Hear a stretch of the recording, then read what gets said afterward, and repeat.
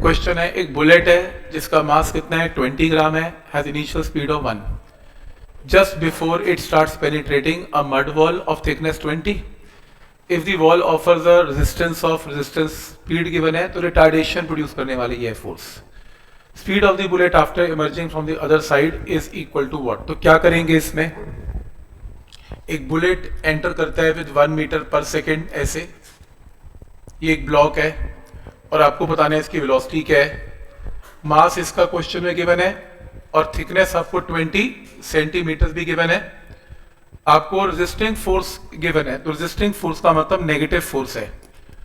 तो अगर मैं इस फोर्स को डिवाइड कर लूं मास से, मास कितना है 20 इंटू 10⁻⁻3, तो मेरे पास क्या आएगी, रिटार्डेशन. फिर मैं अप्लाई करूंगा v square minus u square is 2 into A into S. Final velocity मुझे निकालनी है, इनिशियल कितनी है 1 है, रिटार्डेशन a की वैल्यू रिटार्डिंग है तो जो भी वैल्यू आएगी यहां पुट कर देना, और s का मतलब 20 सेंटीमीटर है, मीटर में कन्वर्ट कर लेना, निकाल लेना, आंसर आ जाएगा इसमें v का. तो पॉइंट समझ में आ रहा है. तो रिटार्डिंग फोर्स क्या जनरेट करवा रही है, रिटार्डेशन, और फिर तो रिटार्डेशन आ गई, फिर तो v square minus u square 2as से आपके पास v की वैल्यू आ जाएगी. पॉइंट क्लियर है यहां तक कि कैसे सोच रहे हैं इस क्वेश्चन को, हो जाएगा सॉल्व. ये क्या आंसर आ रहा है इसका,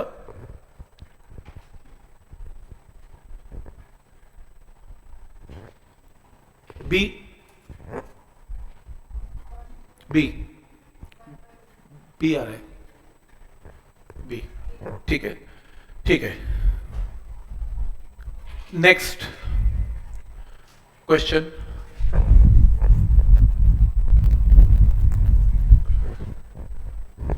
एक पार्टिकल है जिसका मास m है और फोर्स उसके ऊपर कितनी एक्ट कर रही है, F is equal to k to t. K t यानी कि वेरिएबल फोर्स है.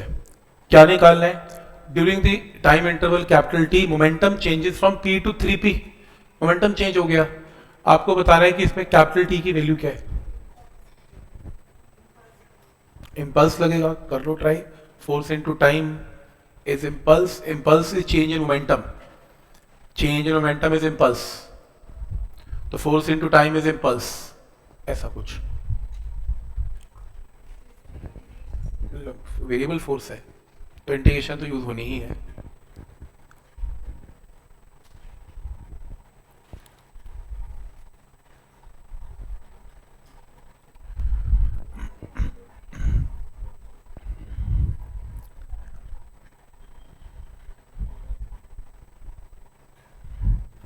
तो फॉर्मूला तो एक ही फॉर्मूला आता है आपको मोमेंटम और फोर्स का, F is equal to d p by d t, Newton का सेकंड लॉ. तो वहां से शुरू तो करें, F की वैल्यू पुट करेंगे तो dp की वैल्यू आएगी, तो न्यूटन का सेकंड लॉ ये answer. F is equal to d p by d t, F की वैल्यू क्वेश्चन में गिवन है kt, तो dt इधर चला गया तो kt dt is equal to dp.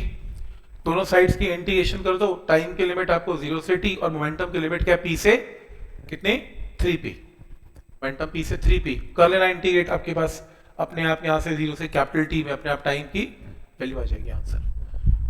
तो पॉइंट क्लियर है यहां तक, कैसे सोच रहे हैं इसमें. तो न्यूटन का लॉ F और dp, फिर इंटीग्रेशन, और इंटीग्रेशन बेसिक सबको आती है क्या करनी है. तो समझ में आ रहा है कि क्या लॉजिक है इसमें. नेक्स्ट इसके अंदर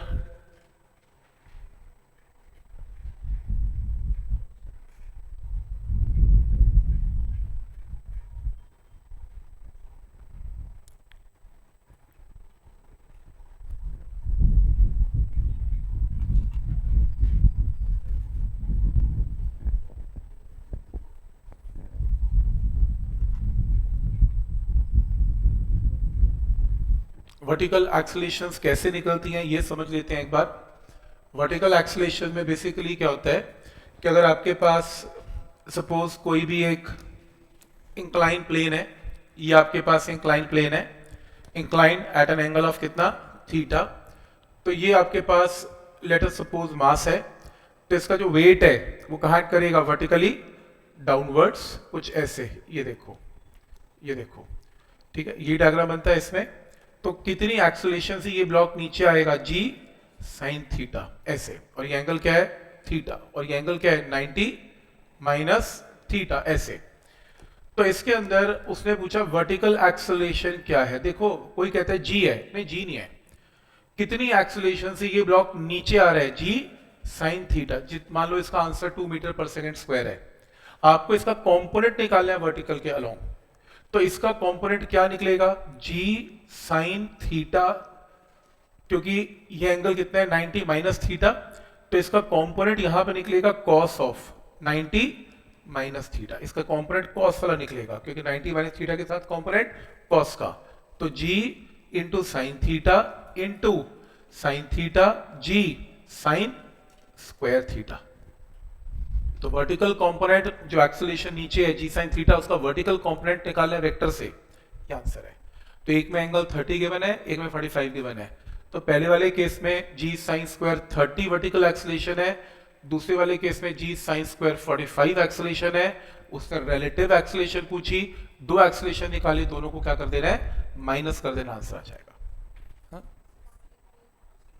क्वेश्चन में वर्टिकल एक्सेलरेशन आ गई, जितनी भी मुझे 45 है 60 पता नहीं कितना, अच्छा 60 30 है, 60 30 ले लो, तो एक में एंगल 30 एक में एंगल 60, तो दो वर्टिकल एक्सेलरेशन निकाल लेना और दोनों को माइनस कर लेना, आंसर आ जाएगा। क्या पूछा उसने, रिलेटिव में तो डिवाइड नहीं करना, रिलेटिव तो relative velocity relative acceleration, vector में रिलेटिव वर्ड तो माइनस है ना, वो कंपैरिजन में डिवाइड करते हैं, कंपेयर करो जब, तो इसका आंसर आएगा यहां से। नेक्स्ट, ठीक है, तो ये बेसिक फोर्स के क्वेश्चन हैं जो हमने करने हैं। इसके बाद जो हमने करना है वो करनी है फ्रिक्शन। देखो फोर्स एंड फ्रिक्शन मिसलेनियस है, मतलब ठीक है, फोर्स का एक बेसिक हमें क्लियर हो गया कि किस टाइप के प्रॉब्लम्स आ रही हैं, फ्रिक्शन भी तो फोर्स ही है, तो जो फ्रिक्शन के अंदर करेंगे फोर्स की प्रैक्टिस वहां से भी हो जाएगी आपकी। तो फ्रिक्शन के अंदर सबसे पहले दो टाइप की फ्रिक्शन है, एक आपकी फ्रिक्शन है जिसका नाम है स्टैटिक, और एक आपकी फ्रिक्शन है जिसका नाम है काइनेटिक, स्टैटिक एंड काइनेटिक। तो बेसिकली क्या होता है कि अगर मान लो इस बॉडी को, मान लो एक बॉडी है और इस बॉडी को मूव करवाने के लिए मिनिमम फोर्स रिक्वायर्ड है 10 न्यूटन, कम से कम 10 न्यूटन की फोर्स चाहिए, इससे कम ये हिलेगा नहीं।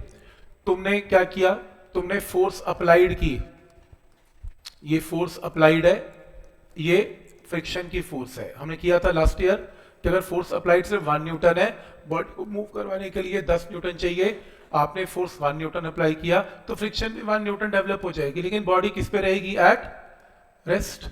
आप 2 अप्लाई करोगे तो ये भी 2 न्यूटन डेवलप कर लेगी, बॉडी किस पे रहेगी, एट रेस्ट। आप 10 करोगे तो ये 10 न्यूटन पे रहेगी, बॉडी किस पे रहेगी, एट रेस्ट। लेकिन जैसे ही आप क्या करोगे, 11 न्यूटन करोगे, तो 11 न्यूटन में जो फोर्स ऑफ फ्रिक्शन है, ये बॉडी किस में आ जाएगी, इन मोशन। और फोर्स ऑफ फ्रिक्शन की वैल्यू मान लो 9.8 न्यूटन हो गई। फिर आप कितने भी फोर्स लगाओगे, ये फोर्स जो है ये 9.8 ही रहेगी। कहने का मतलब बॉडी को मिनिमम फोर्स हिलाने के लिए चाहिए 10 न्यूटन, तुमने लगाई 1 न्यूटन, 2 न्यूटन, 10 न्यूटन, ये सब वेरिएबल फोर्सेस हैं। ये सारी फोर्सेस क्या हैं, static friction. Static friction self adjusting है, फोर्स अप्लाइड जो है वही आपकी फ्रिक्शन है। जब बॉडी रेस्ट पे होती है और आप जो भी फोर्स अप्लाई करते हो वही उसकी फ्रिक्शन की तरह काम करती है। तो ये maximum value of static friction है। Maximum value of static friction का दूसरा नाम क्या है, लिमिटिंग फ्रिक्शन। अब कोई कहते हैं कि स्टैटिक फ्रिक्शन की वैल्यू क्या होगी, वो डिपेंड करता है आपने कितनी फोर्स अप्लाई की, जितनी फोर्स अप्लाई की वही आपकी स्टैटिक फ्रिक्शन है। मैक्सिमम वैल्यू कितनी है इसकी, 10। हाँ, ये मैक्सिमम वैल्यू निकालने का तरीका है, तो ये एफ मैक्स बोलते हैं स्टैटिक। इसका तरीका है mu S into normal reaction. तो म्यू एस यानी कि आपको क्वेश्चन में स्टैटिक फ्रिक्शन का कोफिशिएंट गिवन होगा, तो mu S into normal reaction करेंगे तो स्टैटिक फ्रिक्शन की वैल्यू आएगी। ये वैल्यू सिर्फ ये बताती है कि बॉडी मूव करेगी या बॉडी मूव नहीं करेगी, भाई इतना बताती है। लेकिन अगर आपकी बॉडी मूव कर रही है तो ये फ्रिक्शन का नाम क्या है, काइनेटिक। ये नहीं चेंज होती, काइनेटिक कांस्टेंट फ्रिक्शन है। एक बार बॉडी मोशन में आ गई तो आ गई, तो काइनेटिक फ्रिक्शन कैलकुलेट करने का तरीका है म्यू के इंटू नॉर्मल रिएक्शन। ये आपका तरीका है how to calculate kinetic friction. ठीक है यहां तक, तो ये रूल है इसका। तो बस 2 फॉर्मूलाज हैं, ये थ्योरी वगैरह कुछ नहीं है, वैसे पीडीएफ ले लेना, इसमें कोई दिक्कत ही नहीं है। बुकलेट भी होगी आपके प्लस 1 की पड़ी हुई, तो उसके अंदर लिखवा रखा है सारा किस तरीके से काम करता है। मेन जो समझने वाली चीज है वो यही है कि बॉडी को मिनिमम फोर्स कितनी चाहिए हिलाने के लिए, वो स्टैटिक फ्रिक्शन की लिमिटिंग वैल्यू बताती है। और एक बार बॉडी मूव कर ही गई फिर तो सोचना ही नहीं है, फिर तो यही फ्रिक्शन है, बात ही करता हूं, फिर तो काइनेटिक फ्रिक्शन ही अपना काम करेगी। फॉर एग्जाम्पल के साथ समझाता हूं। जैसे सपोज करो आपके पास ये एक बॉडी है और मान लो ये म्यू के की वैल्यू इसमें गिवन है 0.4 और म्यू एस की वैल्यू हमेशा कम होती है इससे, तो म्यू के सॉरी कम होता है, म्यू एस ज्यादा होता है, म्यू एस 0.5 है। मान लो ये 10 kg की बॉडी है, यहाँ फ्रिक्शन प्रेजेंट है। जब यहाँ फ्रिक्शन प्रेजेंट है तो इसका नॉर्मल रिएक्शन क्या होगा, नॉर्मल रिएक्शन की वैल्यू इसमें क्या होगी, 10g होगी, n इक्वल टू 10g। तो ये बॉडी पे मैंने फोर्स लगाई सिर्फ 2 न्यूटन, आपको बताना है फ्रिक्शन की फोर्स कितनी है। अब पहले ये चेक करो क्या 2 न्यूटन से बॉडी हिलेगी या नहीं हिलेगी। वो चेक करने के लिए आपको हमेशा क्या निकालना पड़ता है, स्टैटिक फ्रिक्शन। तो म्यू एस की वैल्यू 0.5 को नॉर्मल रिएक्शन 10 इंटू जी से मल्टीप्लाई कर दो, कितना आ रहा है 50 न्यूटन। तो बॉडी को हिलाने के लिए क्या चाहिए, 50 न्यूटन। तो बॉडी नहीं हिलेगी, तो जो आपने फोर्स अप्लाई की वही आपकी क्या मानी जाएगी, स्टैटिक फ्रिक्शन। तो आंसर आपने 50 नहीं मार्क करना, आंसर आपने 2 मार्क करना है। पॉइंट क्लियर है। और अगर ये फोर्स अप्लाइड 200 न्यूटन हो जाती फिर बॉडी मूव करती, क्योंकि हिलाने के लिए 50 चाहिए पर आपने 200 लगा दी, बॉडी मूव करती। और अगर बॉडी मूव करती तो फिर कौन सी फ्रिक्शन आंसर होती, काइनेटिक, फिर म्यू के इनटू नॉर्मल रिएक्शन आंसर हो जाता। तो समझ में आ रहा है, अगर बॉडी मूव नहीं करती तो जो फोर्स अप्लाई की वही फ्रिक्शन, और अगर बॉडी मूव करती है तो काइनेटिक फ्रिक्शन। सिंपल है, कोई डाउट इसमें, ये रूल समझ में आ रहा है। तो इसके बेस पे कुछ है ही नहीं करने वाला। इसमें एक और चीज है कॉन्टैक्ट फोर्स। कॉन्टैक्ट फोर्स में ये पूछ लेता है कि अगर मान लो एक बॉडी है, ये बॉडी है, इस पे कॉन्टैक्ट फोर्स कितनी है, कौन किसके कॉन्टैक्ट में, ये बॉडी ग्राउंड के कॉन्टैक्ट में है। तो ग्राउंड इसके ऊपर क्या लगाएगा, एक नॉर्मल रिएक्शन, क्योंकि ग्राउंड के ऊपर क्या लगाएगा, अपना वेट। अगर मैं इसको यहाँ पुल करने की कोशिश करता हूं तो उस केस में ये जो फ्रिक्शन है वो कहाँ करेगी, पीछे। तो फ्रिक्शन इसके ऊपर पीछे, तो ग्राउंड के ऊपर फ्रिक्शन कहाँ काम करेगी, आगे। ग्राउंड के ऊपर फ्रिक्शन का फर्क नहीं पड़ता, ग्राउंड में मूव तो करना नहीं, पर हाँ action reaction equal and opposite friction लगती पेयर में है। तो इस ऑब्जेक्ट पे दो फोर्सेस एक्ट कर रही हैं, एक एन कर रहा है और एक एफ कर रहा है, और ये दोनों फोर्सेस इसलिए काम कर रही हैं क्योंकि बॉडी ग्राउंड के कांटेक्ट में है। तो इसकी कांटेक्ट फोर्स कितनी है, कांटेक्ट फोर्स रिजल्टेंट होगा किसका, फोर्स ऑफ फ्रिक्शन का एंड नॉर्मल रिएक्शन, ये कांटेक्ट फोर्स है। और ये कांटेक्ट फोर्स नॉर्मल रिएक्शन के साथ जो एंगल बनाती है इसे एंगल ऑफ फ्रिक्शन भी बोलते हैं, ये एंगल ऑफ फ्रिक्शन है। ठीक है यहाँ तक। तो मतलब थ्योरी फ्रिक्शन की करके बहुत ज्यादा फायदा रहता नहीं है, मैंने देखा आना तो न्यूमेरिकल ही है। तो हमने बस ये सीख लिया स्टैटिक काइनेटिक, बस हम सीधा इसको अप्लाई करेंगे, बात खत्म करते हैं। तो फ्रिक्शन के न्यूमेरिकल्स पे चलते हैं। तो फ्रिक्शन के न्यूमेरिकल्स के अंदर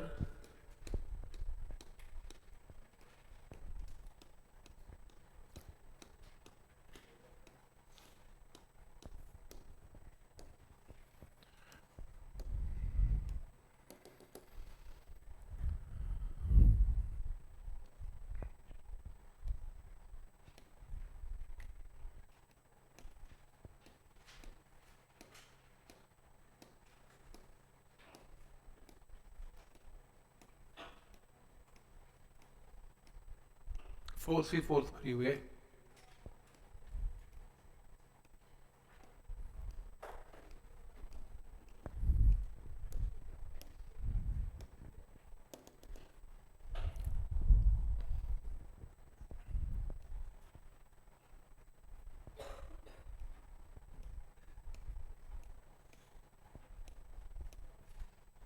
चलो यहां से करते हैं, फोर्स का ही लग रहा है, वैसे आ जाएगी, फ्रिक्शन भी आ जाएगी। अभी इस क्वेश्चन को ट्राई करना जो क्या आंसर है।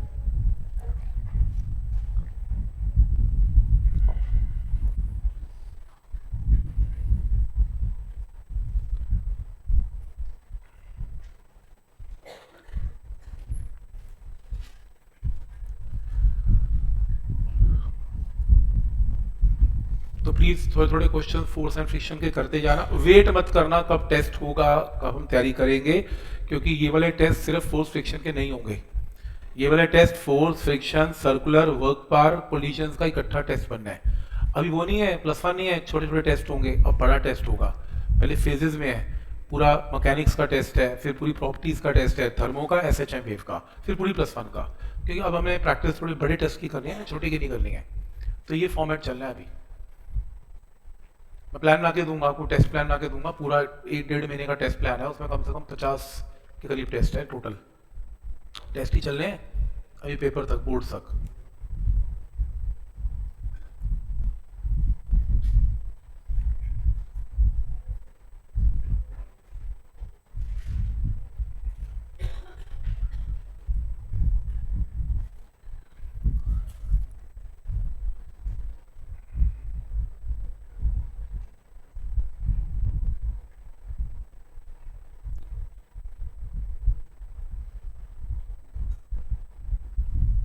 तो क्या क्वेश्चन है, एक स्ट्रिंग है, ये वेट इसका W है, रेडियस 5 है, तो अगर रेडियस 5 है तो 8 + 5 क्या हो गया, अगर यहाँ से ज्योमेट्री बना तो 13 हो जाएगा, ये 13 हो जाएगा, 13, ये 13 है और ये कितना है 5 है, तो ये कितना हो जाएगा 12 हो जाएगा इफ नीडेड। आपको एंगल चाहिए होगा ना, प्रॉब्लम ये है आपको ये एंगल चाहिए थीटा, तभी तो टेंशन के कंपोनेंट्स बनेंगे इसमें, तो एंगल तो आप निकाल ही लोगे इसमें, ये देखो थीटा, कोई ले लो, ये थीटा ले लो, ये ले लो, कोई फर्क नहीं पड़ता उसमें, आपको एक एंगल चाहिए थीटा तो आपने एंगल ले लिया।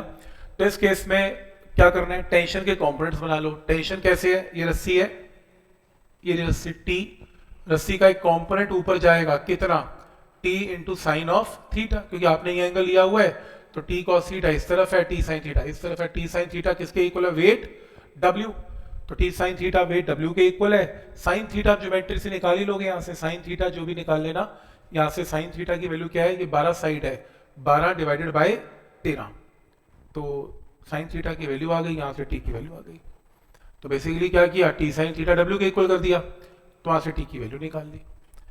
पॉइंट समझ में आ रहा है कि क्या लॉजिक है इसमें। देखो स्ट्रिंग क्योंकि टेढ़ी है, स्ट्रिंग टेढ़ी है तो टेंशन तो ऐसी ही बननी है। अब वेट क्योंकि नीचे है तो टेंशन का क्या बनाना पड़ेगा, एक कंपोनेंट, अगर ये थीटा है तो ये टी साइन थीटा, तो ये इसके इक्वल होगा, आंसर आ गया। और साइन थीटा तो मैथ्स से आप निकाल ही लोगे, तो इस तरीके से आप इस क्वेश्चन को सॉल्व कर सकते हो। इसमें जो नेक्स्ट है कुछ ना रोटेशनल मोशन, प्रिंसिपल मोमेंट के क्वेश्चन भी बीच बीच में मिक्स्ड है, जैसे ये वाला प्रिंसिपल मोमेंट का है, यहां से शुरू करते हैं, 2025 का है वैसे भी, कितना आसान क्वेश्चन आया हुआ है, बेसिक।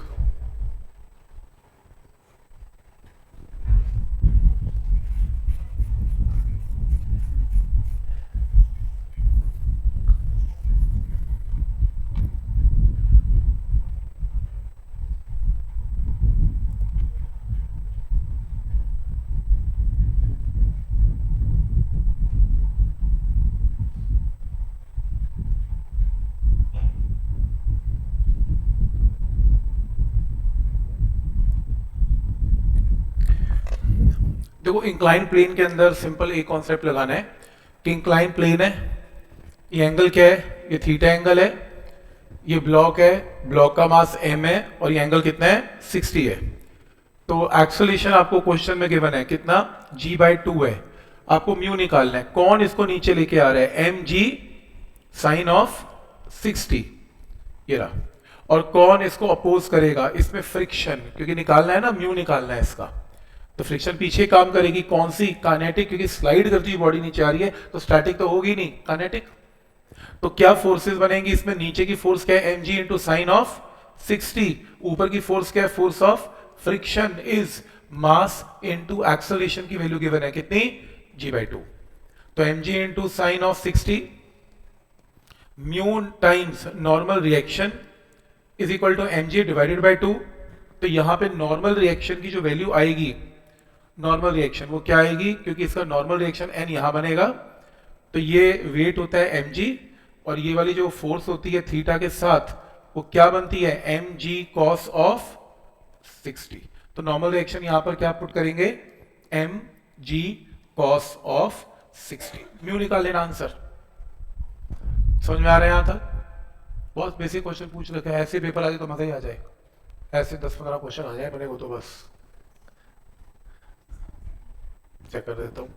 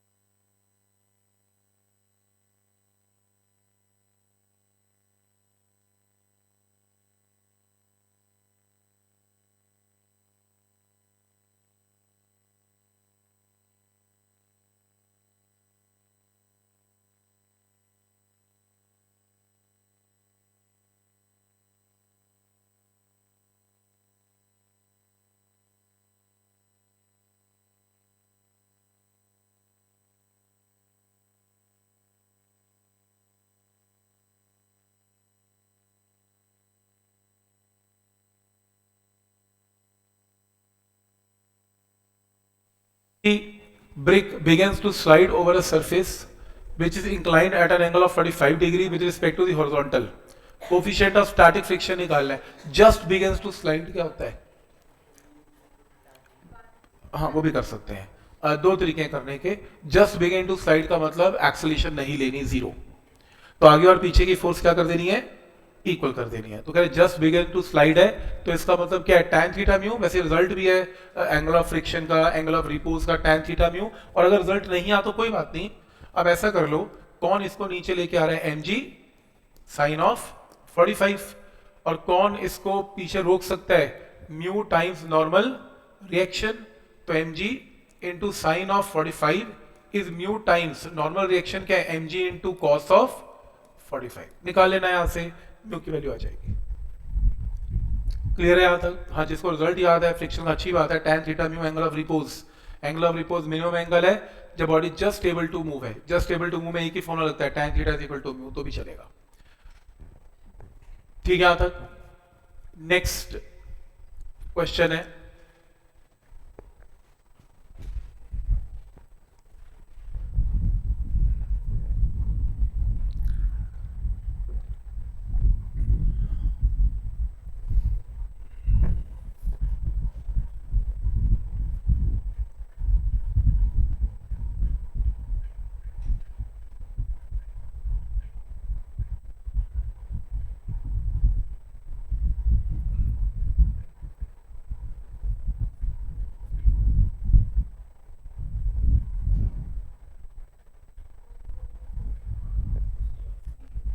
सी हैवी बॉक्स जिसका मास गिवन है, coefficient of kinetic friction between the box and horizontal surface given है, फोर्स ऑफ काइनेटिक फ्रिक्शन क्या है. तो क्या करेंगे इसमें? F is equal to mu time normal reaction. कुछ करना ही नहीं है. काइनेटिक फ्रिक्शन पूछ रहे हैं, तो काइनेटिक, वो तो ये भी नहीं कह रहा है कि काइनेटिक है कि स्टैटिक है, वो तो बोल रहा है काइनेटिक है. तो काइनेटिक का फॉर्मूला ये क्या है? म्यू के इनटू नॉर्मल रिएक्शन. और बॉडी फ्लैट सरफेस पे तो नॉर्मल रिएक्शन mg. आंसर.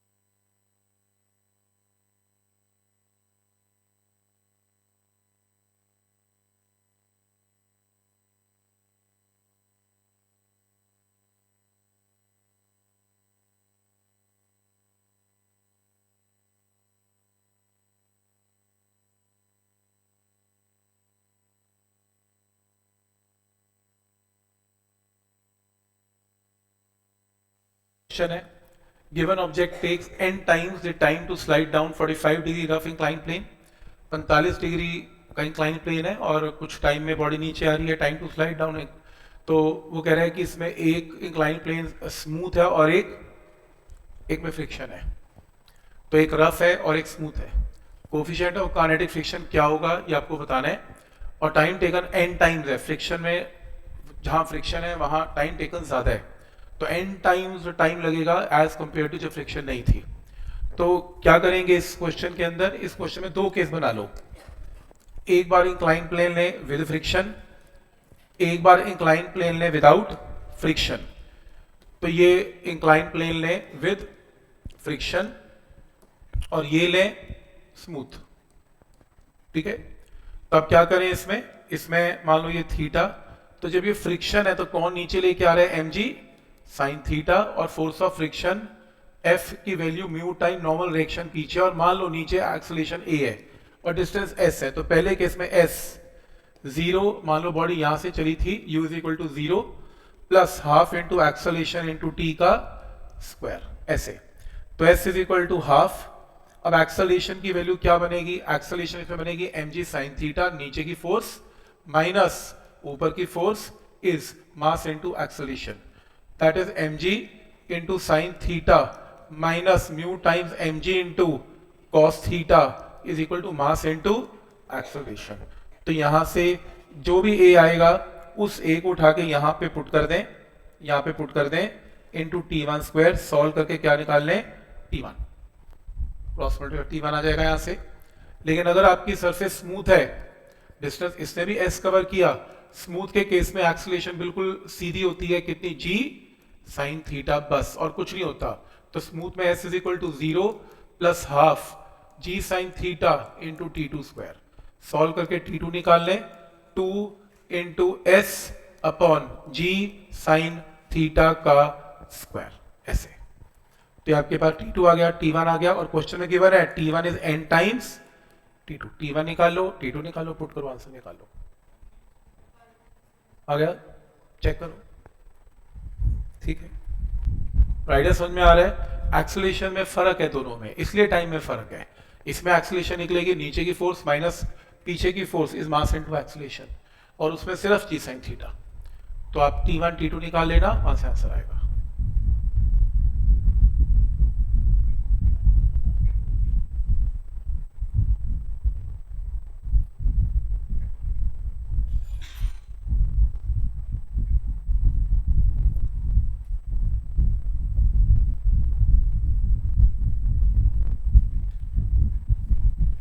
ठीक, कोई डाउट इसमें,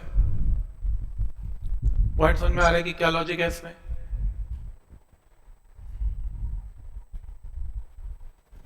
तो कितना आंसर आ रहा है, सी, सी आ रहा है, राइट। तो सी आंसर निकाल लेना है इसमें।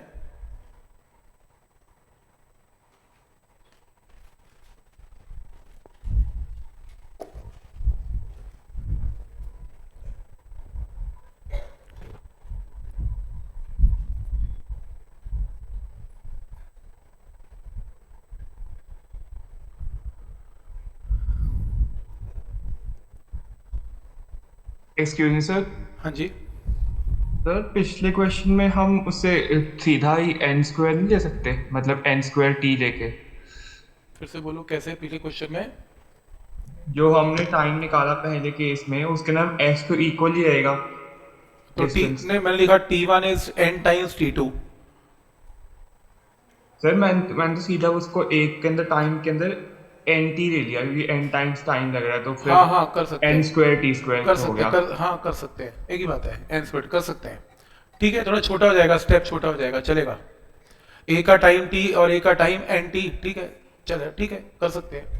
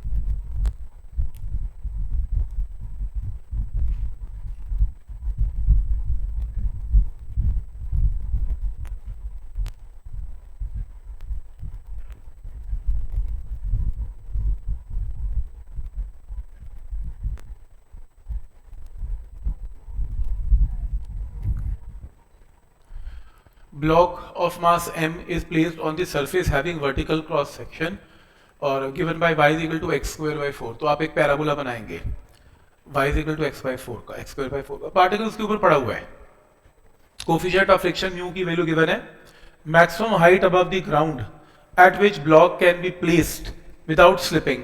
तो कह रहे हैं देखो इस केस में आप क्या करें, इसके अंदर एक, इसने पूरा नहीं बनाया, वैसे ऐसा होना चाहिए था, ये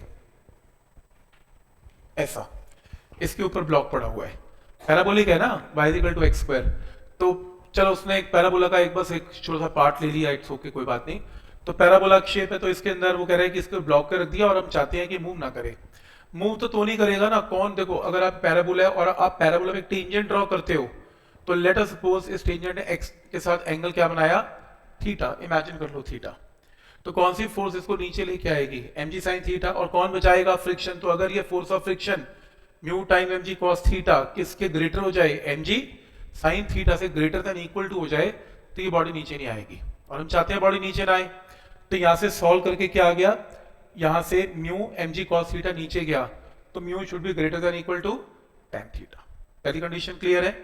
लेकिन अगर आप tan थीटा की वैल्यू की बात करें, क्योंकि इक्वेशन y और x में है, तो स्लोप होगी y एक्सिस, x एक्सिस में जब आप टेंजेंट ड्रॉ करेंगे तो tan थीटा स्लोप है, स्लोप को कैसे लिख सकते हैं, dy by dx, dy dx, तो dy by dx में y की वैल्यू आपको गिवन है क्वेश्चन में x स्क्वायर बाय 4, इसको डिफरेंशिएट कर दें, डिफरेंशिएट करके ये टर्म आएगी, तो डिफरेंशिएट करेंगे 2x आएगा, तो ये सब कटा के x by 2 आएगा, तो x should be less than equal to 1, तो ये कंडीशन है अगर ब्लॉक नीचे ना आए, पर अपने को कंडीशन x में पूछी नहीं है, अपने तो y में पूछी है, अब y की वैल्यू क्या है, x स्क्वायर बाय 4, अगर आपका x की value less than equal to 1 है, तो x स्क्वायर जो है वो लेस देन इक्वल टू 1 है, तो स्क्वायर कर दो इसे, स्क्वायर करके x स्क्वायर की वैल्यू क्या है 4y, तो 4y की लेस देन इक्वल टू 1 है, तो y की less than equal to 1 by 4 है, तो मतलब सिंपल है, पहले आपने कंडीशन बना लेनी है म्यू के साथ, फिर आपने tan थीटा को dy by dx लिख लेना है, y की वैल्यू पुट कर डिफरेंशिएट करके x में इक्वेशन आ जाएगी, x आ गया तो वहां से y का रिलेशन निकाल के y की इनइक्वालिटी निकाल देनी है, ये तो मैथ्स का ही काम है, उसके बाद तो इनइक्वालिटी वाला।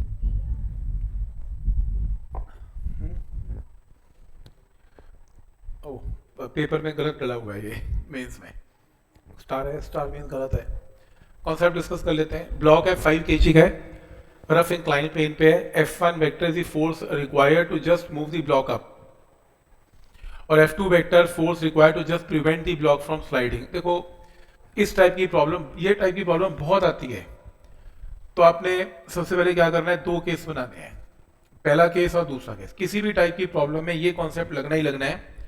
वो कह रहा है कि सबसे पहले मुझे अप का केस सॉल्व करना है और फिर डाउन का केस सॉल्व करेंगे। तो ये मानता है कि इस केस में ये एंगल थीटा है, म्यू आपको क्वेश्चन में चलो 0.1 गिवन है दोनों में, और थीटा कितना गिवन था 30। तो कहते हैं कि मिनिमम फोर्स बताओ अप जाते हुए कितनी लगेगी, मान लो F1 लगेगी ताकि बॉडी जस्ट स्टेबल का मतलब होता है एक्सेलरेशन क्या होनी चाहिए 0, इसका मतलब वेलोसिटी क्या होनी चाहिए कांस्टेंट। तो बहुत ही just able to move with constant velocity से बिना एक्सेलरेशन के आप इस ब्लॉक को ऊपर ले जाएं। कौन इसको नीचे फोर्स लगा रहा है, mg sin 30 और प्लस फ्रिक्शन में नीचे की तरफ है म्यू टाइम नॉर्मल रिएक्शन, क्योंकि एक्सेलरेशन तो है नहीं, तो ऊपर की force must be equal to नीचे की फोर्स, ये लो, तो म्यू टाइम्स नॉर्मल रिएक्शन। तो F1 की वैल्यू क्या आएगी mg into sine of 30 mu times mg into cos of 30। तो ये आपके पास F1 की वैल्यू आएगी, केस नंबर 1 है। केस नंबर 2 वो कह रहे हैं अब मुझे फोर्स क्या करना है, मुझे डाउन लगानी है। डाउन में क्या होगा, मैं फोर्स डाउन लगाऊंगा और नीचे एक और फोर्स है mg इंटू साइन ऑफ कितना 30, तो फ्रिक्शन आपको अपोज करेगी और फ्रिक्शन आपको जो है ऊपर लगेगी ताकि एक्सेलरेशन इस केस में भी क्या है 0, क्योंकि जस्ट एबल टू मूव है। और जब लिखा होता है स्टेटमेंट में जस्ट एबल टू मूव तो एक्सेलरेशन 0 लेते हैं और नीचे और ऊपर की फोर्स को इक्वेट करते हैं। तो अब इस केस में क्या बनेगा, F2 plus mg into sine of 30 is mu times normal reaction, F2 plus mg into sine of 30 mu times normal reaction. Solve करके क्या आएगा F2, तो F2 निकाल लेना, F1 आ गया, दोनों को माइनस कर लेना, आंसर आएगा, क्योंकि आपसे क्वेश्चन में ये पूछा गया F1 माइनस F2 के। समझ में आ रहा है कैसे करना है, डाउन और अप में दोनों में क्या डिफरेंस लगेगा। कम से कम 5-6 बार इस टाइप का प्रॉब्लम जो है रिपीट आया हुआ है। समझ में आ रहा है कि ऊपर फोर्स में कैसे करना है, जस्ट एबल टू मूव जब भी आ जाएगा एक्सेलरेशन को 0 लेना है। ठीक, तो ये क्वेश्चन तो चलो करेक्ट नहीं गिवन, आंसर नहीं आएगा, बट मेथड इसका दोनों केस में ही रहेगा।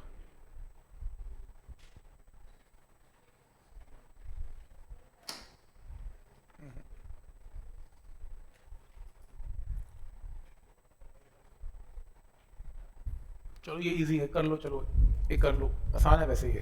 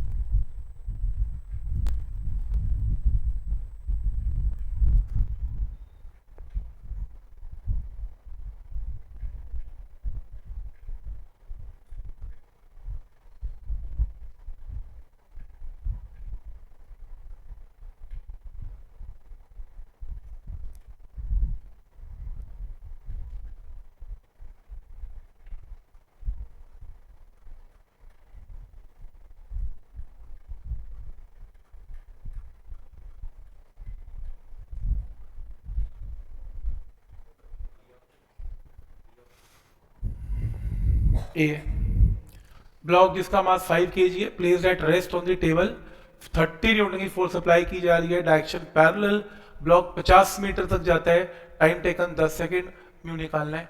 तो रूल नंबर 1 आप इसमें अप्लाई करेंगे, S is equal to u t plus half AT square. Problem ये है कि आपको क्या चाहिए, आपको इसमें एक्सेलरेशन चाहिए।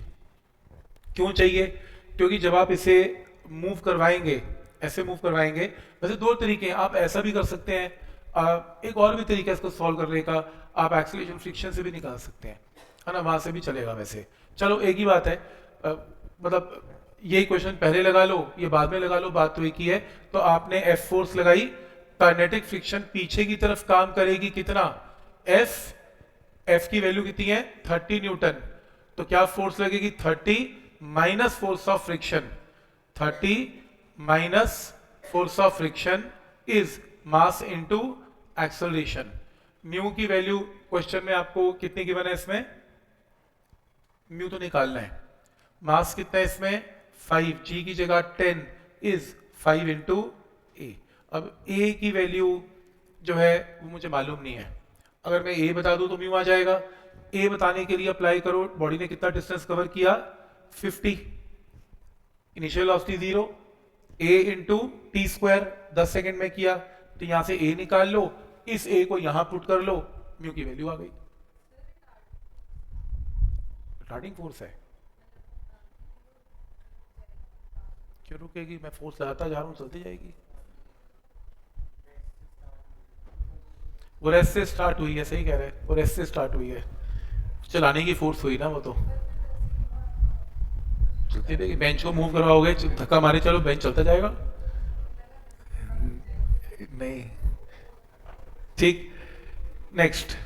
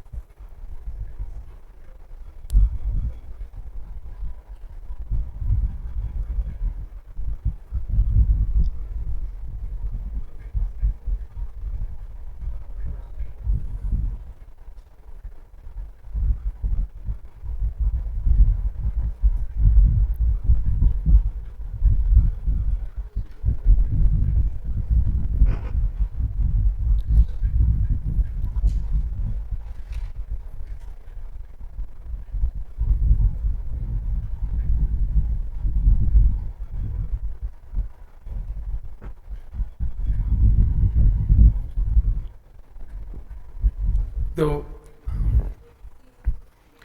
10 kg का ब्लॉक है, पुल और पुश वाली प्रॉब्लम आया करती थी, बिल्कुल वैसी। आप इसे पुल कर रहे हैं, म्यू गिवन है, और will just start, just start का मतलब acceleration 0 for the value of F. तो पहले इसका कॉम्पोनेंट ड्रॉ करते हैं, एफ कॉस 30, एक component F sine 30, normal reaction N, weight कितना mg, फ्रिक्शन कहां पर पीछे।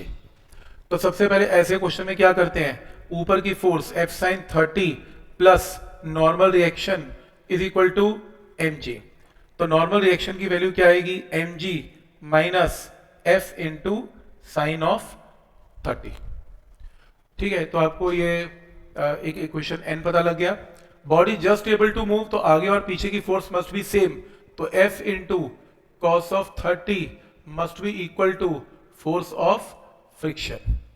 आपको इस क्वेश्चन में म्यू गिवन है, तो फोर्स ऑफ फ्रिक्शन की जगह म्यू टाइम्स नॉर्मल रिएक्शन, तो f into cos of 30 is mu times normal reaction की वैल्यू ने निकाल ली कितनी, mg minus f into sine of 30, ये नॉर्मल रिएक्शन है।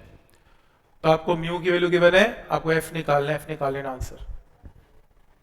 पॉइंट क्लियर है यहां तक। तो अगर पीछे की फोर्स को इक्वेट करके यहां से आंसर की वैल्यू, इसकी म्यू की वैल्यू आ जाए।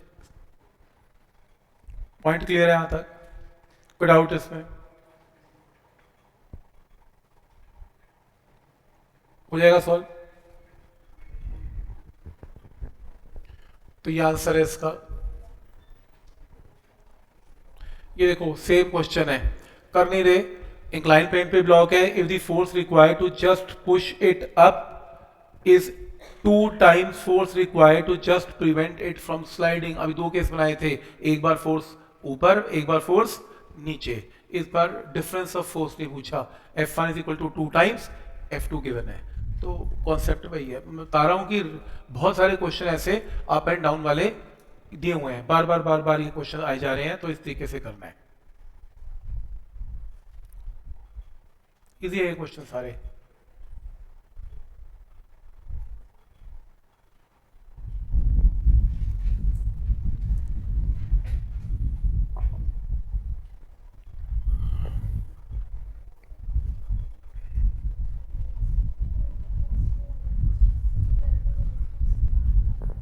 लास्ट ईयर डिस्कस किया था ना, एयरपोर्ट पे बेल्ट लगी हुई है, ब्रीफ केस रखते हैं, वो वही कह रही है कि या तो आप ग्राउंड पे खड़े हो जाओ या बेल्ट पे खड़े हो जाओ, जब कैसे भी दोनों तरफ से हो सकता है। तो सोचा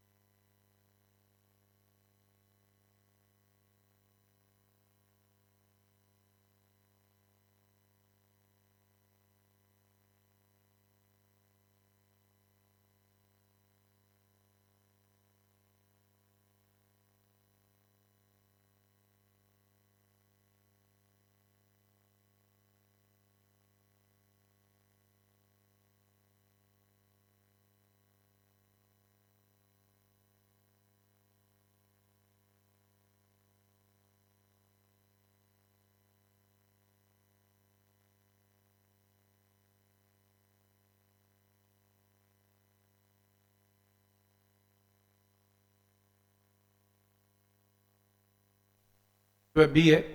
देखो इसमें क्या करना है, इसमें दो तरीके के क्वेश्चन सॉल्व करने के, एक थोड़ा इजी तरीका देखते हैं। Bag is gently dropped on a conveyor belt moving at a speed of 2। तो एक बेल्ट है, ये बेल्ट है, ये बेल्ट आगे मूव कर रही है विद स्पीड ऑफ 2 मीटर पर सेकेंड। इसको ड्रॉप किया, इस बैग को ड्रॉप किया, and coefficient of friction question में गिवन है 0.4। Initially bag slips on the belt before it stops. तो स्टॉप्स का मतलब है कि वो रुक, देखो पहले वो स्लिप करता है और फिर रुक जाता है। तो स्लिप करके रुकता है, और रुकने का मतलब है विद रिस्पेक्ट टू बेल्ट रुकता है, ऐसे नहीं रुकता। जो लोग बेल्ट पे खड़े हुए हैं वो ये बोलेंगे कि ये बैग स्लिप कर रहा है और अब मेरे साथ चल पड़ा, रुक गया। लेकिन जो ग्राउंड पे खड़े हुए हैं वो ये बोलेंगे कि बैग रेस्ट पे था और बेल्ट के साथ चलना स्टार्ट हो गया। दोनों का नजरिया अलग है ना। जो जो ग्राउंड पे खड़े हुए हैं उसको तो वो तो ये कहेगा मैं तो बैग को ड्रॉप किया था, u इक्वल टू 0, फिर मेरा बैग भागना स्टार्ट कर देगा विद वेलोसिटी ऑफ 2। ग्राउंड के साथ कर लो। तो बैग रेस्ट पे था और थोड़ा स्लिप हुआ और ये बेल्ट की वेलोसिटी कैच कर गया और फिर ये दोनों इकट्ठे चल पड़े। तो जो लोग ग्राउंड पे काम कर रहे हैं वो बोलेंगे फ्रिक्शन एक्सेलरेशन जनरेट करवा रही है, फ्रिक्शन इज स्लिपिंग रोकी, तो force of friction is equal to mass into acceleration, mu times normal reaction is mass into acceleration. तो एक्सेलरेशन की वैल्यू क्या आएगी, म्यू टाइम्स जी। तो यहां से आपको निकालना क्या है, the distance travelled by the bag, तो S is equal to 0, bag rest पे था, हाफ इंटू ए इंटू टी का स्क्वायर निकाल दो, टाइम गिवन है इसमें, चलो फिर रहने दो। तो v square minus u square 2 into ए इंटू एस लगा लो। एस पता है आपको, एस निकालना है, ओके एस निकालना है। ए आपको पता है, वी की वैल्यू इसमें 2 है, यू की वैल्यू इसमें 0 है। यहां से सॉल्व करके आंसर निकाल लेना।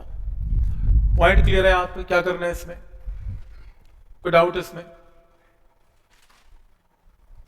ठीक।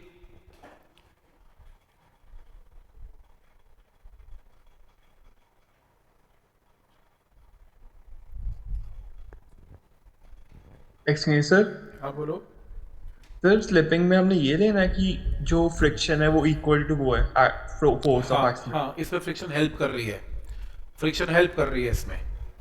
तो कहीं भी स्लिपिंग अगर लिखा हो तो हमें मानना है कि नहीं नहीं फोर्स नहीं नहीं नहीं नहीं, ऐसा है, अगर कोई बॉडी, जैसे मैं चल रहा हूं, जब मैं चलता हूं तो फ्रिक्शन मेरी डायरेक्शन के साथ काम करती है, तो F is equal to M A, तो फ्रिक्शन एक्सेलरेटिंग फोर्स प्रोवाइड कर रही है, is equal to M A, तो ए की वैल्यू म्यू जी पॉजिटिव आएगी। पर अगर मैं चल नहीं रहा, स्लिप हो रहा हूं, ऐसे स्लिप हो रहा हूं, घिसट रहा हूं, तो फिर फ्रिक्शन रिटार्डेशन प्रोवाइड करेगी, तो m a is equal to friction, लेकिन विद नेगेटिव साइन है। इस क्वेश्चन को करने के दो तरीके हैं। मैंने ग्राउंड के फ्रेम से किया, मैंने कहा देखो ये ड्रॉप किया गया था बैग और इसने वेलोसिटी एक्वायर कर ली 2, तो ये मेरे हिसाब से एक्सीलरेट कर गया। पर जो लोग बेल्ट पे खड़े हुए हैं वो ये बोलेंगे कि देखो ये ब्रीफ जो बैग है वो 2 के साथ चल नहीं पा रहा है, स्लिप कर रहा है, तो बेसिकली ये क्या कर रहा है, ये रिटार्ड कर रहा है। रिटार्ड करते करते जब वो रुक जाएगा तो बेल्ट पे खड़ा हुआ बंदा बोलेगा कि मेरी स्पीड भी 2 है, बैक की भी 2 है, तो ये रेस्ट पे आ गया। तो वो लोग जो बेल्ट पे फ्रेम में काम कर रहे हैं वो रिटार्डेशन बोलेंगे, जो ग्राउंड के फ्रेम में काम कर रहे हैं उसी चीज को वो एक्सेलरेशन बोलेंगे। मर्जी आपकी है, ऐसा है। वैसे अगर आप एक लाइन में आंसर पूछो, स्लिपिंग में ए नेगेटिव होता है। जब कोई बॉडी स्लिप करती है, स्लाइड करती है, तो ए नेगेटिव होता है। ब्लॉक के ऊपर ब्लॉक के क्वेश्चन भी 2-3 आए हुए हैं। सिस्टम ऑफ ब्लॉक्स, मास की वैल्यू 2 और 8 kg, coefficient of static friction between the blocks is 0.5, maximum force F बताओ that can be applied so that blocks move together, blocks इकट्ठे चले। मेरे को तो एक चीज पता है, अगर ब्लॉक को इकट्ठा चलाना चाहते हो चिपका के, तो F is equal to total mass into acceleration, ये गिवन है। तो अगर आप ये बताएं एक्सेलरेशन की वैल्यू क्या होगी, आंसर आ जाएगा। लेकिन कंडीशन ये है एक्सेलरेशन निकालने की कि छोटे वाला ब्लॉक गिरना नहीं चाहिए। और अगर आप चाहते हो छोटे वाला ब्लॉक ना गिरे तो एक्सेलरेशन वही बताएगा, कि गिरना तो उसी को है ना। तो वो नीचे वाले ब्लॉक को बोलेगा कि तू ज्यादा एक्सेलरेट मत करियो, तू ज्यादा करेगा तो मैं गिर सकता हूं। तो बेसिकली क्या होगा, जब इसके ऊपर फोर्स लग रही है तो इस ब्लॉक के ऊपर फ्रिक्शन पीछे एक्ट करेगी, और इसके ऊपर सॉरी रिपीट कर रहा हूं, तो जब ब्लॉक इधर मूव कर रहा है इस पर फ्रिक्शन पीछे एक्ट करेगी और इसको हेल्प करेगी फ्रिक्शन आगे मूव करवाने के लिए, क्योंकि अल्टीमेटली इसको बड़े ब्लॉक के साथ मूव करना है। मूव करने के लिए फ्रिक्शन हेल्प करेगी ताकि इसकी मूवमेंट हो। तो ऑब्वियसली जो फ्रिक्शन है, फ्रिक्शन से ऊपर एक्सीड नहीं करती एक्सेलरेशन। तो बेसिकली जो भी फ्रिक्शन है इसको क्या जनरेट करवा रही है, एक्सेलरेशन। क्योंकि इससे ज्यादा अगर आपने फोर्स लगा दी फिर तो ये स्लिप ही हो जाएगा इसके ऊपर। मैं चाहता हूँ स्लिपिंग ना हो, तो फोर्स ऑफ फ्रिक्शन आप यहाँ पे निकाल लेना। फोर्स ऑफ फ्रिक्शन यहाँ पर होगी म्यू टाइम्स, यहाँ नॉर्मल रिएक्शन क्या होगा, छोटा mg, बड़ा mg नहीं, छोटा mg। म्यू टाइम छोटा mg is equal to M A. तो एक्सेलरेशन की वैल्यू आ गई। इस एक्सेलरेशन की वैल्यू को आप नीचे पुट कर लेना। चेक करना आंसर आ रहा है कि नहीं आ रहा है एक बार।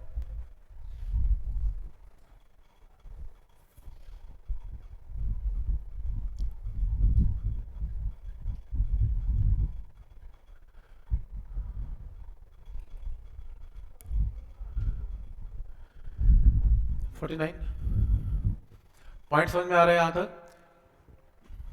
फिर से देखो, capital F is m plus m into A. अब तुमने अगर फोर्स बहुत तेज लगा दी, एक्सेलरेशन बहुत जनरेट करवा दी, तो यार ये गिर जाएगा, पीछे रह जाएगा। तो तुम्हें बहुत एक्सेलरेशन जनरेट नहीं करवानी, तुम किसके अकॉर्डिंगली करवाओगे ताकि नीचे ना गिरे।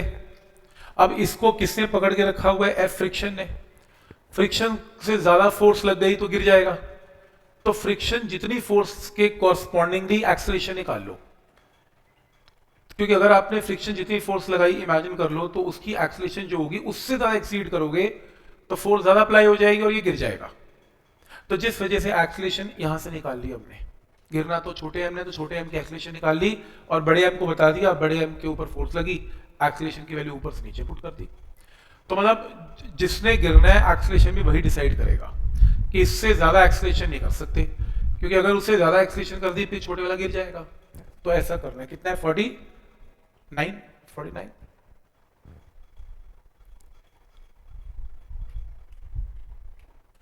लिफ्ट वाला केस है, आसान है।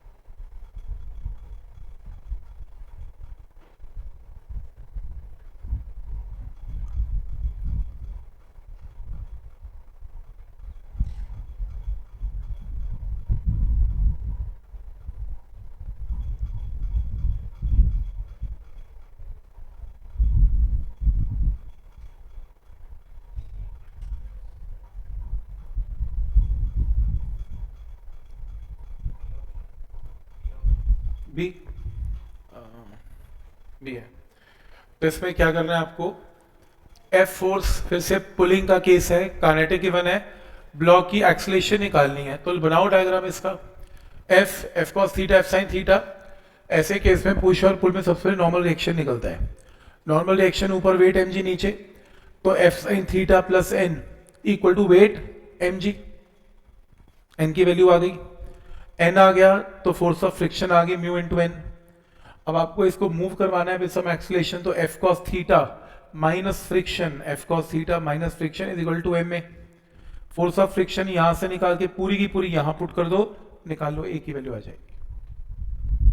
सिंपल क्वेश्चन है बस। ऑप्शन सिर्फ एक ही सेंस में आ रही थी। ऑप्शन सिर्फ किसमें, बी ऑप्शन ही सेंस में आ रही थी क्योंकि जो क्योंकि आपने नेगेटिव नॉर्मल रिएक्शन, क्योंकि नॉर्मल रिएक्शन हाँ ठीक कह रहे हो, क्योंकि नॉर्मल रिएक्शन की वैल्यू इसमें कितनी है, नेगेटिव हो जाएगी और जो फ्रिक्शन है वो हेल्प तो नहीं करेगी उसमें, वो देखो देखो एक्सीलरेशन में। ये तो हो नहीं सकता, नॉर्मल रिएक्शन पॉजिटिव तो है नहीं, मैं समझ पा रहा हूँ, एलिमिनेशन है। तीन बच गए मेरे पास, तीन में से ये तो गया, क्योंकि नेगेटिव नेगेटिव तो हो नहीं सकता, क्या बचा, ये बच गए। इसके लिए F by M cos theta, F by M cos theta, हाँ ये माइनस तो माइनस होगा, प्लस तो होगा नहीं, तो ठीक है यार, तो एलिमिनेशन से भी हो ही जाएगा, ठीक है चलेगा, चल जाएगा।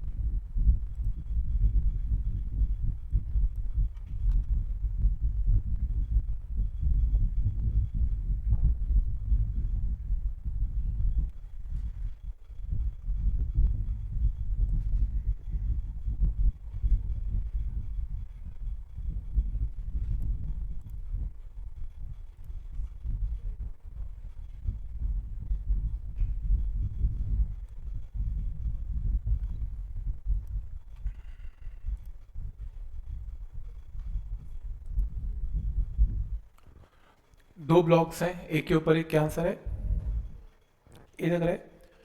तो मास आपको दोनों के गिवन है, coefficient of friction between A and be given है, एंड सरफेस के ऊपर भी गिवन है। ओके, यहाँ भी फ्रिक्शन है और यहाँ भी फ्रिक्शन है, दो जगह फ्रिक्शन है। Maximum force F that can be applied on B, तो बी के ऊपर क्या फोर्स लगाएं so that the block A does not slide over the block B. तो बी और ए चिपके रहे, इकट्ठे मूव करें, इसका मतलब ये है।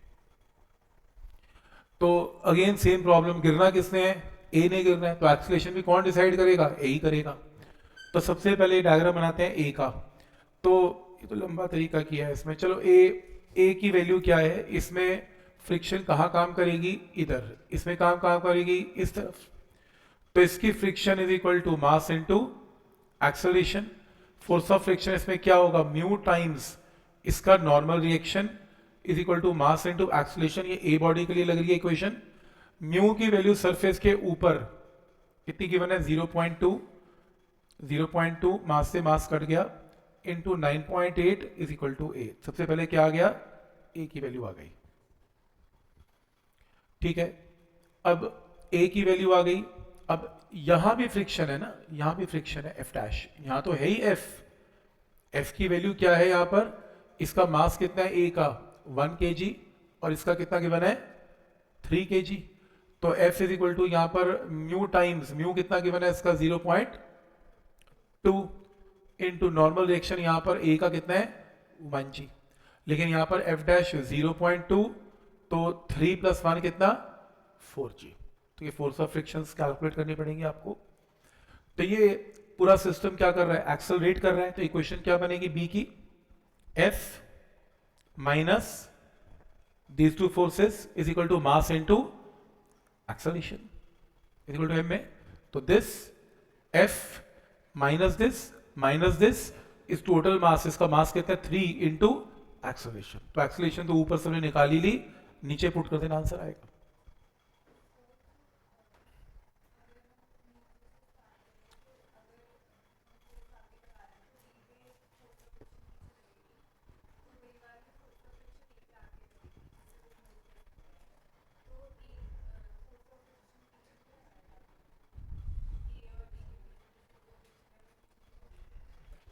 ये इधर जा रहा है तो ये तो रोकेगा ना फ्रिक्शन, बी के ऊपर तो लेफ्ट ही लगेगी, राइट कैसे लगेगी?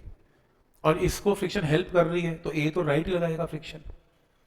फिर ए कैसे चलेगा अगर ए की फ्रिक्शन लेफ्ट होगी? फिर चला कौन रहा है उसे? तो इसका वेक्टर तो लेफ्ट मिल गया, इसका वेक्टर राइट है। तुम कह रहे हो इसका वेक्टर लेफ्ट कर दो, इसको राइट, तो वो तो बी का वेक्टर हो गया ना, ए का थोड़ी ना हुआ। ए तो राइट मूव कर रहा है तो ए का वेक्टर तो फ्रिक्शन का राइट ही होगा, उसको हेल्प कर रही है फ्रिक्शन। और वैसे भी जिसके ऊपर फोर्स लगती है, जैसे नीचे वाले पे फोर्स लग रही है, उसको तो गारंटेड फ्रिक्शन पीछे मिलनी है। और जिसके ऊपर फोर्स नहीं लग रही और वो फ्रिक्शन की वजह से आगे चल रहा है तो उसको फ्रिक्शन आगे मिलेगी। तो यहां से आंसर निकलेगा, ये देखो फिर पुश एंड पुल, जैसे आज हमने किया, बहुत क्वेश्चन है पुश और पुल के इसमें। सेम रिपीट, बार बार बार बार वैसे ही क्वेश्चन देखो ना, ब्लॉक के ऊपर ब्लॉक रख दिया, नीचे ऊपर, कुछ भी इसमें कुछ नया नहीं है। आप जब क्वेश्चन ट्राई करेंगे ना तो आपको बहुत सारे क्वेश्चन रेपिटेशन के अंदर देखेंगे इसमें।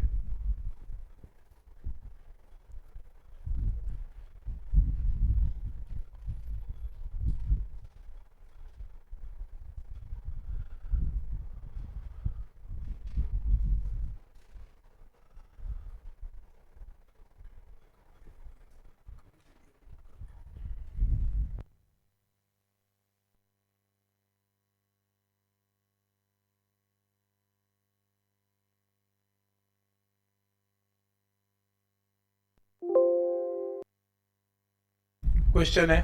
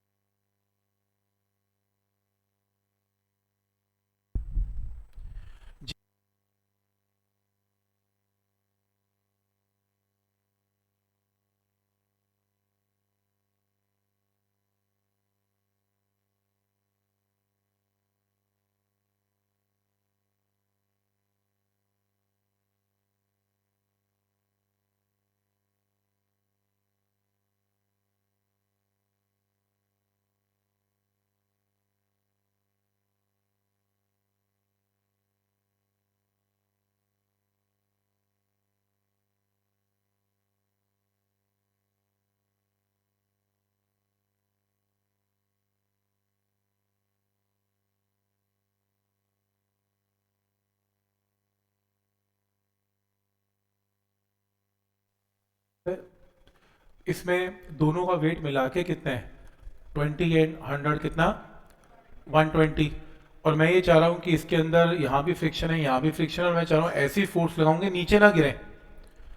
जब नीचे ना गिरे तो ऑब्वियसली जो मुझे क्या लेना देना अंदर क्या हो रहा है, चिपके हुए हैं, फ्रिक्शन सफिशिएंट है इसका मतलब, तभी चिपके हुए हैं। तो यहाँ पे जो फ्रिक्शन होगी वो किसको बैलेंस करेगी? इसके वेट को। तो वेट बैलेंस करवा लो ना, तो आंसर 120 आ गया, कुछ करना थोड़ी ना इसमें। ये तो चिपके हुए हैं क्योंकि फ्रिक्शन सफिशिएंट है, वो तो क्वेश्चन में कह ही रहा है। तो यहाँ की प्रॉब्लम है, स्लिप तो यहाँ से हो सकता है। तो ये फ्रिक्शन, इसके वेट, ये एक ब्लॉक मान लो, एक ब्लॉक का टोटल वेट कितना है? 120। तो 120 अगर फ्रिक्शन के इक्वल हो गया तो फ्रिक्शन की वैल्यू आ गई जो वॉल में। 120 को तो कम से कम बैलेंस करेगी, नहीं तो गिर जाएगा ब्लॉक। ये क्वेश्चन आज हमने कर लिया ऐसा, वो एक्स डिफरेंशिएशन वाला।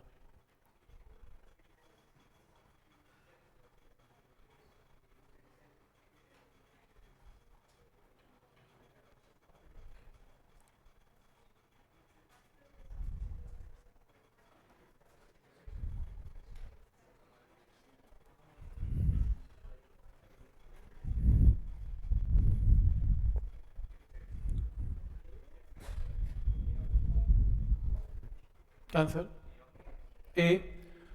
क्या कह रहे हैं इसमें, 10 न्यूटन की फोर्स है, coefficient of friction between block and wall is 0.2, तो वेट ऑफ द ब्लॉक क्या है।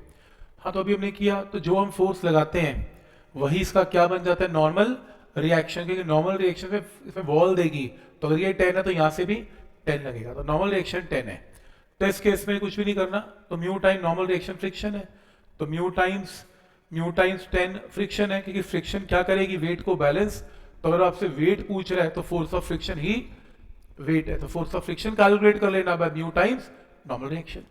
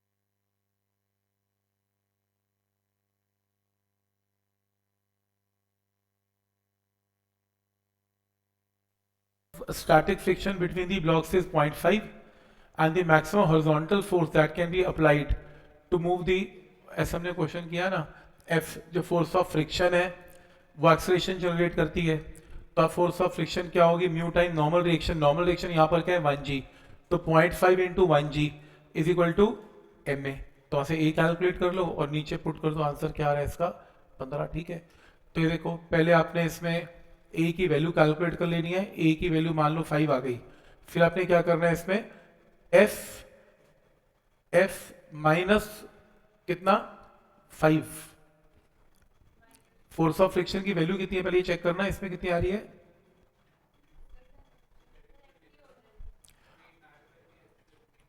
हाँ ये ठीक है, ये ज़्यादा बेटर है, ये ज़्यादा बेटर है। f जो टोटल वेट ऐड ही कर लो तो 3g के साथ हो जाएगा, ज़्यादा आसान है। ठीक है, कुछ करने की जरूरत ही नहीं है, सेम क्वेश्चन तीसरी बार सेम क्वेश्चन। अब देख रहे हो वही क्वेश्चन, पैराबोला वाला वही क्वेश्चन, अप एंड डाउन वाला वही क्वेश्चन, तो अगर आप बहुत ज़्यादा ध्यान से देखें चीज़ें रेपिटेशन स्टार्ट हो गई हैं, इसका मतलब है कहीं ना कहीं फ्रिक्शन कॉन्सेप्ट हमें थोड़ा थोड़ा थोड़ा भी 50 क्वेश्चन प्रैक्टिस कर लोगे ना कम से कम, तो भी आप एटलीस्ट इतने हो जाओगे कि आप एटलीस्ट अटेम्प्ट करने लायक तो हो ही जाओगे। ठीक है, मैं ये नहीं कह रहा कि देखो जो पूरी बुक कर सकता है उससे अच्छा कुछ नहीं हो सकता, बट मैं समझ सकता हूँ टाइम भी कम है, +2 को ऑप्टिक्स भी करना है, ये भी करना है, केमिस्ट्री भी पढ़नी है, मैथ्स भी करना है, कई बार नहीं हो पाता। कोई बात नहीं, आप 2025 करो, 24 करो, 23 करो, 22 करो, तो इसी में आपके 50 इतने 70-80 क्वेश्चन तो फिर भी करने ही पड़ेंगे यार, इससे कम तो क्या ही करोगे। ठीक है, तो थोड़ी प्रैक्टिस चाहिए और कुछ भी नहीं इसमें करना। फिर वो अप एंड डाउन ऊपर लेके फिर वही सेम क्वेश्चन, आप देखो तो सही ना चीजें कैसे किस तरीके से रेपिटेशन रिपीट हुई जा रही हैं। इसको नहीं, ये तो गलत क्वेश्चन है, इसमें ठीक नहीं बना हुआ ये क्वेश्चन, डायग्राम में ठीक नहीं बनाया हुआ उसने। फिर वही क्वेश्चन आ गया x²/4, कभी x³/4 कर रहा है, कभी x²/4 कर रहा है, कभी कुछ भी, बस वही चीज बार बार रिपीट करे जा रहा है, सेम ही लग रहा है वैसे क्वेश्चन, नहीं थोड़ा डिफरेंट है, ये हाइट पूछ रहा है, थोड़ा डिफरेंट है, ये लो ऐसे वाला कर लो।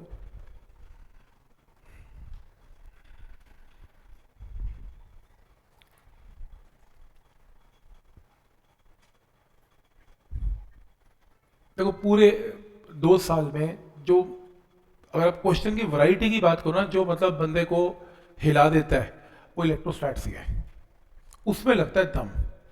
जो मैंने देखा, जो वैरायटी ऑफ क्वेश्चन देखे उसमें है variety.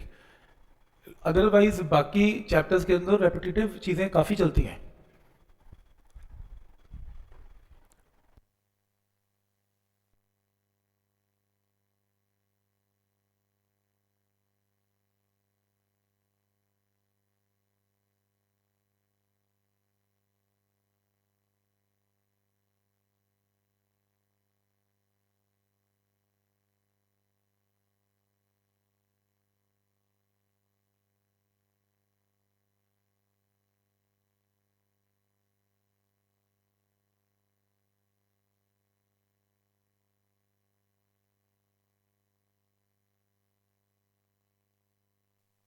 Of static friction between a wooden block of mass given and vertical rough wall given है.